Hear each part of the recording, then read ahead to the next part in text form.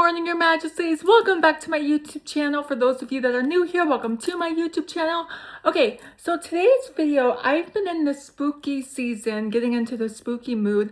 I've been watching Brittany Crabb, who is a paranormal investigator. So if you guys don't know who she is, I highly recommend you check her out. She is awesome. Her videos never get old. I've been watching her since July 1st, 2014. So yeah, I've been watching her for 12 years. Okay, so in today's video, we are going to read about the Villisca Axe murder house. I think it is so interesting and I'm so fascinated by it. It happened 114 years ago, so in 1912. So I even asked King Father about it. I go, have you heard of the Villisca Axe murder house? And he said no. And I'm for sure, and I'm like, I'm surprised neither of my family members know that story, because it's such a well-known story. You would think everyone in the world would know that, but I guess maybe because it happened like way before he was born, way before Grandma Majesty was born. So nobody that I know was born during that year. So yeah, so we're gonna read about it. And it goes, okay, the gruesome story of the unsolved Villisca Axe murders. On June 10th, 1912, all 8 people inside the Moore family's house in Villisca, Iowa, including 2 adults and 6 children, were murdered by an axe-wielding assailant. The Villisca Axe murder house, where an unknown attacker committed one of American history's most disturbing unsolved murders of all time. Okay. At the end of a quiet street in Villisca, Iowa, there sits an old white frame house. Up the street, there are a group of churches, and a few blocks away is a park that faces a middle school. The old white house looks like many of the others that fill the neighborhood, but unlike them, it lies abandoned. The house emits no light or sound, and upon closer inspection, the doors are found to be tightly boarded up. A small sign out front reads Villisca Axe Murder House. Okay, despite its ominous air, the little white house was once filled with life that was harshly stamped out one warm summer's night in 1912, when a mysterious stranger broke in and viciously bludgeoned its 8 sleeping inhabitants to death. The event would come to be known as the Villisca Axe murders, and it would baffle law enforcement for over a century. The brutal of how the Villisca Axe murders unfolded. Okay. On June 10th, 1912, the Moore family was sleeping peacefully in their beds. Joe and Sarah Moore were asleep upstairs while their 4 children were resting in a room down the hall. In a guest room on the first floor were 2 girls, the Stingler sisters, who had come over for a sleepover. Shortly after midnight, a stranger entered through the unlocked door, not an uncommon sight in what was considered a small safe.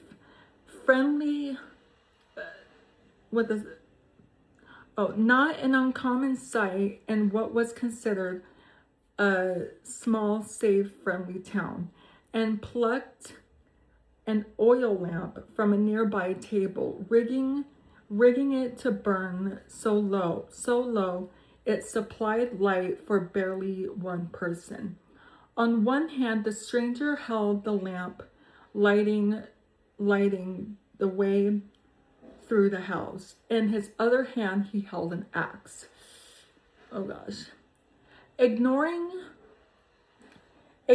the sleeping girls downstairs, the stranger made its way up the stairs, guided by the lamp and its seemingly unerring knowledge of the home's layout. He crept past the room with the children and into Mr. and Mrs. Moore's bedroom. Then he made his way to the children's room and finally back down to the bedroom downstairs. In each room, he committed some of the grisliest murders in American history. Then, as quickly and silently as he had arrived, the stranger left, taking keys from the home and locking the door behind them. The Villisca Axe murders may have been quick, but as the world was about to discover, they were unimaginably horrifying. Oh, so the killer left after it happened? So okay. Okay, the next morning, the neighbors became suspicious, noticing that the usually rambunctious home was dead quiet. They alerted Joe's brother, who arrived to take a look what he saw after letting himself in with his own key was enough to make him sick. Jeez, man. Oh my gosh.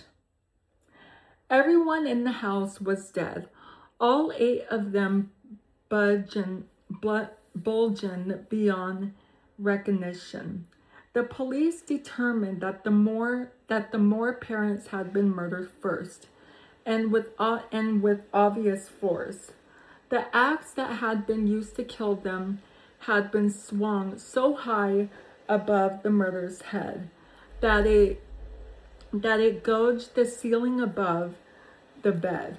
Joe alone, this is my eye. Hold on. Okay, sorry. Had been swung so high above the murderer's head that it gouged the ceiling above the bed. Joe alone had been hit with the axe at least 30 times. The faces of both parents as well as the children had been reduced to nothing but a bloody pulp. The state of the bodies weren't the most concerning part. However, once the police had searched the home, after murdering the Moores, the killer had apparently set up some kind of ritual. He had covered the Moores' parents' heads with sheets and the Moore children's faces with clothing. He then went through each room in the house, covering all of the mirrors and windows with cloths and towels. At some point, he took a 2-pound piece of uncooked bacon from the fridge and placed it in the living room along with a keychain. What? A bowl of water was found in the home, spirals of blood swirling through it. Police believe that the murderer had washed his hands in it before leaving. Oh my goodness. Okay. Oh my gosh. One of the children's bedrooms inside. Okay. By the time the police, the coroner, a minister, and several doctors had thoroughly persuaded the crime scene. Word of the vicious crime had spread, and the crowd outside the home had grown. Officials cautioned the townspeople against going inside. But as soon as the premises was clear, at least 100 town people gave in to their gross fascinations and trespassed through the blood-splattered home. One of the townspeople even took a fragment of Joe's skull as a keepsake. Jeez, man. Okay. As for the predator of the Villisca Axe murders, the police had shockingly few leads, a few half-hearted efforts to search the town, and surrounding the countryside were made through. Most officials believe that with the roughly 5-hour head start that the killer had, he would be long gone. Bloodbounds were brought in, but with no success, as the crime scene had been fully demolished by the townspeople. Oh my gosh. Okay. Jeez. Okay. A few suspects were named over time. None of them panned out. The first was Frank Jones, a local businessman who had been in competition with Joe Moore. Moore had worked for the Jones for 7 years in farm equipment, sells business before leaving and starting his own rival business. There was also a rumor that Joe was having an affair with the Jones daughter, and although reports were unfounded, the townspeople insist, however, that the Moores and the Jones harbored a deep hatred for each other. No one admits it was bad enough to spark murder. The second suspect seemed far more likely and even confessed to the murders, though he later recanted, claiming police brutally. What the heck? Oh my gosh. Okay, I'm gonna leave it at that. What do you guys think of that story? That story is so freaking scary. I've heard of that story and I think it's so scary and it makes me want to go there.